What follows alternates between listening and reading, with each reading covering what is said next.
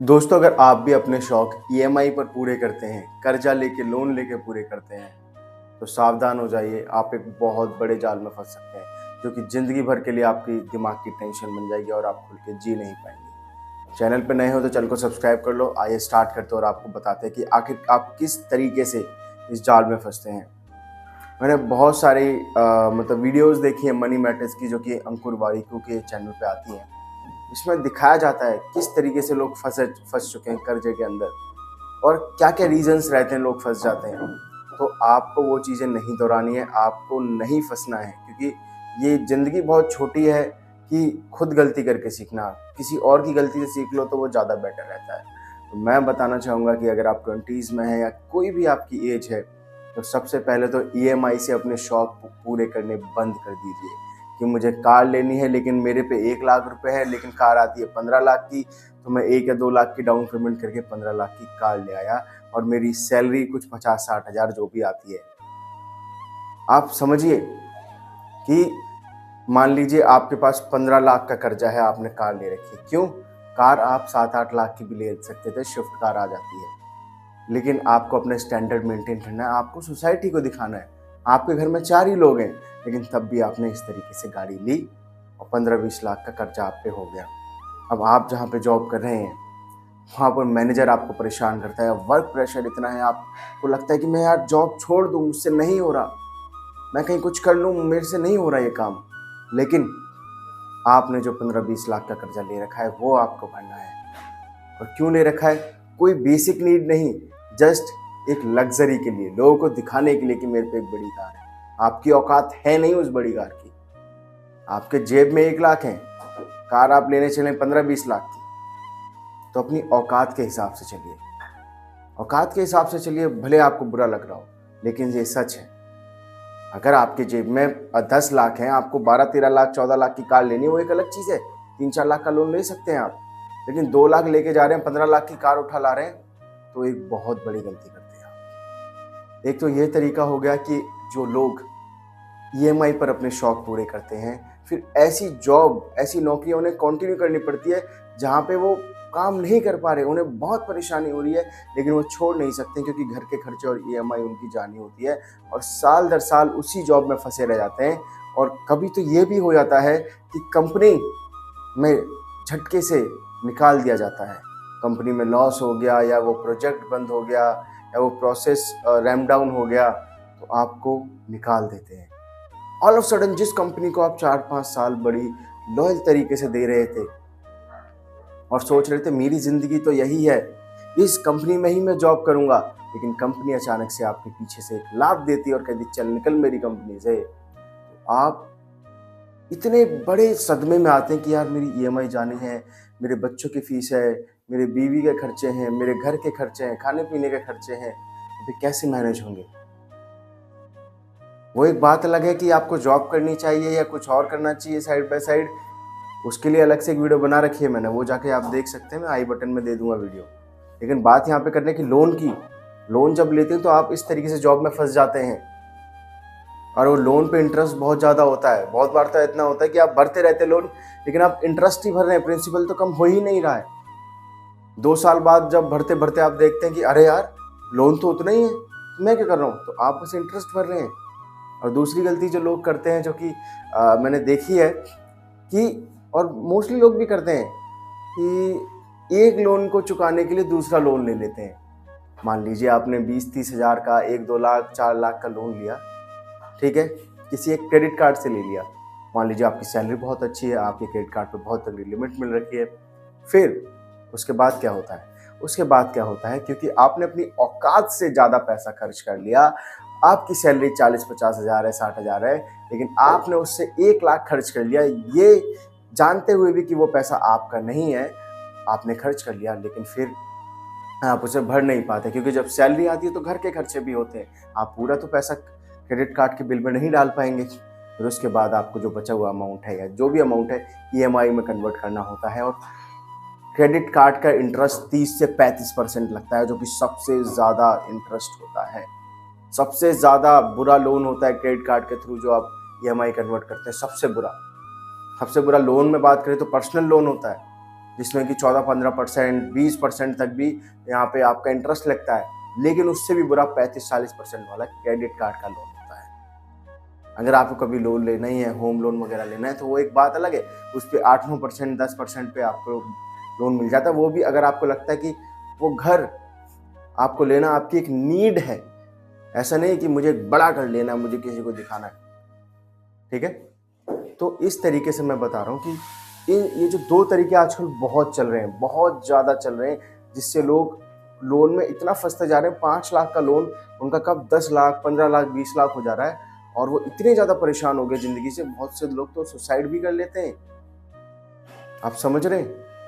इन दो चीज़ों को प्लीज़ अवॉइड करें। अगर ज़िंदगी में सुकून से रहना है, सुकून से अगर आपको ज़िंदगी जीनी है ना, आपके पास मकान नहीं है, ठीक है यार, हो जाएगा, हो जाएगा, लेकिन उसके लिए आप 20-25 लाख, 30 लाख का लोन ले लो, जो कि पर्सनल लोन पे 19-20% का ब्याज लग रहा है। वो ठीक नहीं है, क्योंकि आप अगर अभी रेंट पे रह रहे हो 1 साल, 2 साल, 3 साल, 4 साल, 5 साल, कितने भी साल, आपका किराया अगर 5-6 हज़ार, 7 हज़ार कितना भी जा रहा है, तो कोई दिक्कत नहीं है, आप सुकून से रह सकते हो, 5-6 हज़ार महीने का आराम से निकाल सकते हो।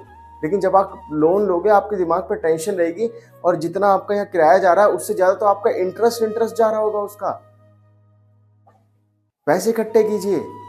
थोड़ा सा लोन अगर लेना है, मान लीजिए 15 लाख का घर ले रहे हैं, 12-13 लाख हो गए, 2-3 लाख की कमी पड़ रही है, वो लोन ले लीजिए, वो एक अलग चीज़ है। और पूरा घर लोन पे लेना वो भी ठीक नहीं है।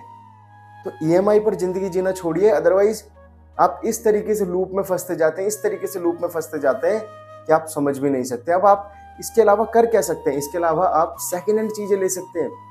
अगर आपको लैपटॉप लेना है, मैकबुक लेनी है, मान लो 1 लाख का आ रहा है, तो अगर कोई सेकेंड हैंड 35-40 हज़ार में बिच रहा है, तो वो ले लीजिए, कंडीशन चेक करके प्रॉपर, अगर उससे आपका काम चल सकता है।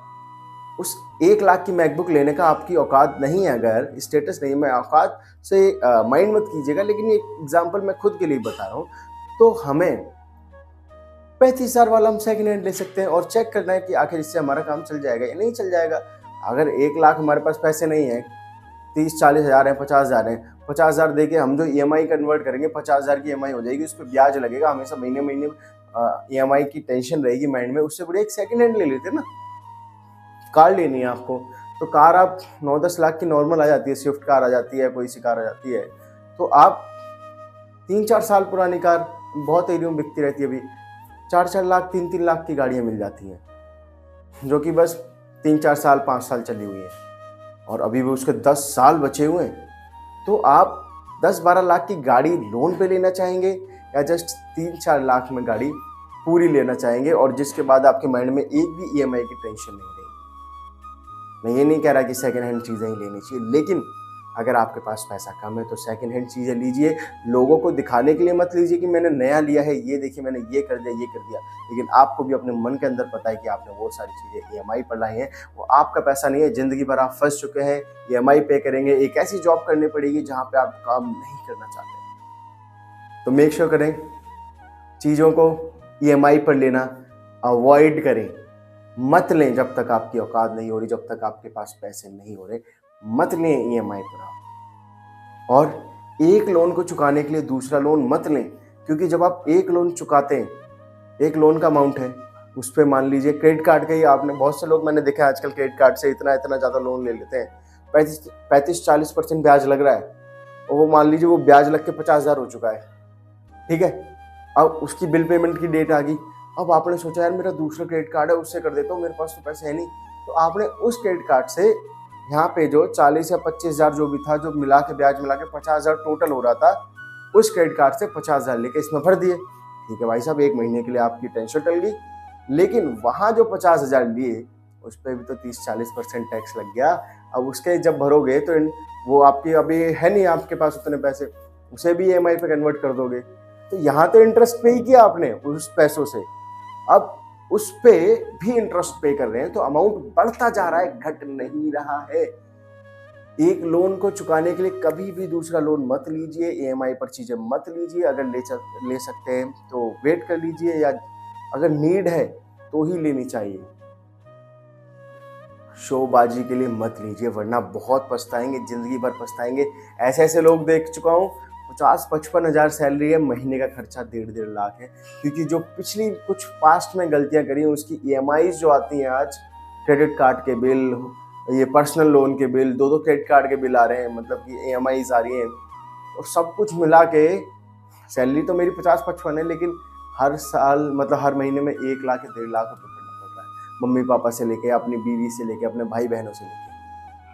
ऐसे हैं लोग, आपको लगता है चीज़ें, बहुत से चीज़ें आजकल ये जो मटेरियलिस्टिक दुनिया हो गई है कि यार मेरे पास कार होनी चाहिए, महंगा आईफोन होना चाहिए, ये होना चाहिए, इतना तगड़ा घर होना चाहिए कि रिश्तेदार देख के फूक जाए पूरे। तो यार इसमें लोग बर्बाद हो चुके हैं। आप पेशेंस रखें, मस्त जिए, खुल के जिए, जॉब करें, जो सीखना है करो, साइड हसल करो, ईएमआई पर चीज़ें मत लो, टेंशन फ्री रहो। एक ज़िंदगी मिली है, अगर आप एक होम लोन लेते हैं, पता है 20-20 साल का होम लोन होता है, 20-20 साल का, 10-10 साल, 20-20 साल, 20 साल आप एक घर की ईएमआई भरने में गुजार दोगे, टेंशन में, अपनी ज़िंदगी के इतने कीमती 20 साल। और मान लीजिए 20 साल की उम्र में आपने वो लोन ले लिया, मोस्टली लोग 23-24 की उम्र में नौकरी करना स्टार्ट करते हैं ग्रेजुएशन के बाद, तो अगर 20 साल तक आपने होम लोन भरा और आप 44 के हो गए, 50-60 में आपकी मौत हो गई, आपने अपनी ज़िंदगी के 20 साल बर्बाद कर दिए। और जब आप 15-20 साल बाद मर जाएंगे तो आपके बच्चे उस पर मौज करेंगे। मैं ये नहीं कहता कि अपने बच्चों के लिए कुछ मत कीजिए, बट ऐसे लोन लेके अपनी ज़िंदगी के प्रीशियस ईयर्स को ऐसे टेंशन में बिताकर आप मर जाएंगे एक दिन, और वो घर बच्चे रखेंगे या नहीं रखेंगे, या किसी को बेच देंगे, या क्या होगा आपको नहीं पता। तो मस्त मौला बन के जिंदगी जिए भाई, मस्त मौला बन के। एक जिंदगी मिली है, मस्त होके रहो, मस्त होके, टेंशन फ्री आगे बढ़ने की कोशिश करो, पैसा कमाओ, पैसा कमा के चीजें लो, ईएमआई पर मत लो। आई होप आपको मेरी बात समझ आई होगी। तो वीडियो को लाइक करना, चैनल को सब्सक्राइब करना बिल्कुल ना भूलें। मिलते हैं किसी नई वीडियो में, तब तक के लिए जय हिंद दोस्तों।